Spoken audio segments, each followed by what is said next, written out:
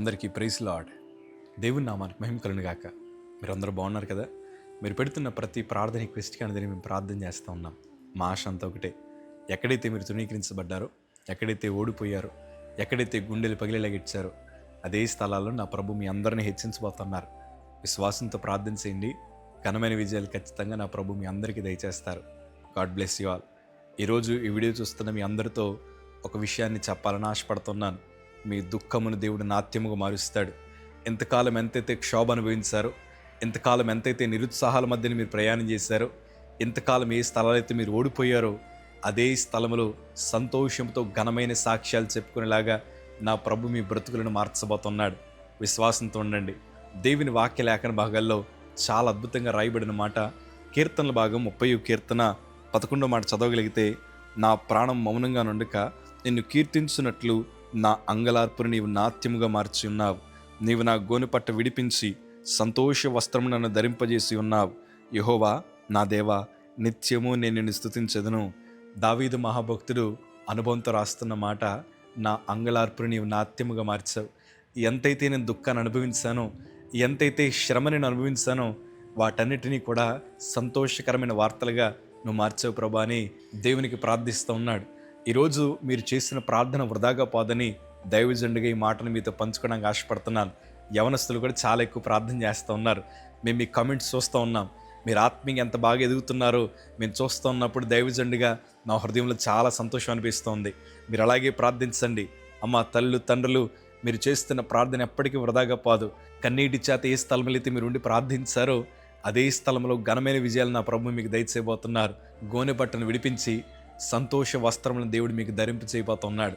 దైవజనుడిగా ఈరోజు మీ ముందర నిలబడ్డాను. కానీ 2014లో నా బ్రతుకులో ఎన్నో దౌర్భాగ్యపు స్థితిని మేము అనుభవిస్తూ వచ్చాం. చిన్నప్పుడు చక్కటి వస్త్రాలు వేసుకుని నేను, నాకు మరణకరం రోగం వచ్చిన తర్వాత ఒంటి మీద ఉండే వస్త్రాలు మొయ్యలేకపోయాను. ఆ క్లిష్టమైన తరుణాల్లో మా తల్లిగారు నాకు ఒక టీషర్ట్, ఒక లుంగి వేశారు. జీవితంలో అలాంటి వస్త్రాలు వేసుకుంటానని కల్లో కూడా ఊహించలేదు. ఆ తర్వాత కాకినాడ నుంచి CMC వెల్లూరుకి తీసుకువెళ్ళిన తర్వాత హాస్పిటల్ బట్టలు నా ఒంటి మీద పడ్డాయి. ఒక రోగిగా నేను అక్కడ కనపరచబడ్డాను.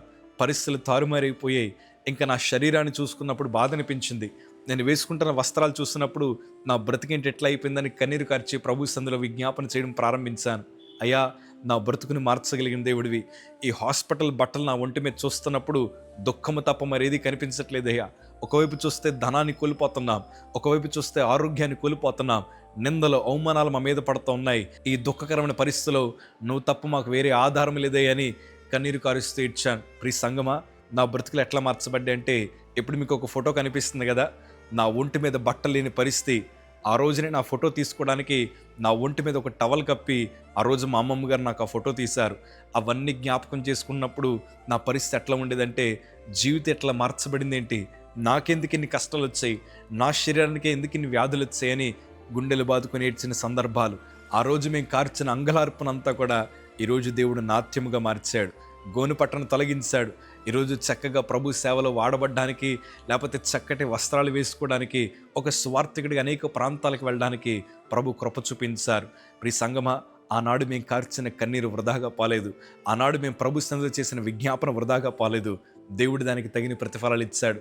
ఈరోజు నేను కూడా అదే మీతో పంచుకోవాలని ఆశపడుతున్నాను. మీ స్థితి ఏదైనా, మీరు ఏ దుఃఖకరమైన పరిస్థితుల్లో ఉన్నా మీరు విశ్వాసముతో ప్రార్థించండి. మీ అంగలార్పుని దేవుడు నాట్యముగా మార్చబోతున్నాడు. మీరు వెళ్తున్న మందిరాల్లో ఘనమైన సాక్షులుగా దేవుడు మిమ్మల్ని నిలబెట్టబోతున్నాడు. రేపన్న రోజు మీ బంధువులందరూ కూడా నువ్వు ఆరాధిస్తున్న దేవుడు గొప్ప దేవుడు, ఈరోజు నిన్ను అభివృద్ధి చేశాడు నీ దేవుడు అని వాళ్ళందరూ నీకోసం దేవుని మహిమపరుస్తూ సాక్ష్యం చెప్పే రోజులు రాబోతున్నాయి.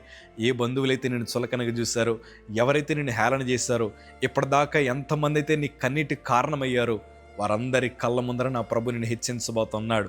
ఇప్పటిదాకా బలహీనమైన బ్రతికేమోనిది, ఇప్పటిదాకా శాపగ్రస్తమైన జీవితంలో జీవించేమో, సంతోషము సమాధానం లేక గృహమంతా గలిబిలైపోయిన పరిస్థితి ఒక వాళ్ళని జీవితంలో ఉందేమో, వాటన్నిటి నుండి విడిపించి సంతోష వస్త్రములు నీకు, నీ కుటుంబానికి నా ప్రభు ధరింపజేయబోతున్నాడు. ధైర్యంగా ఉండండి. దావీదు బ్రతుకుని మార్చిన దేవాది దేవుడే ఈరోజు నీ జీవితాన్ని మార్చడానికి ప్రభు ఆశపడుతున్నారు.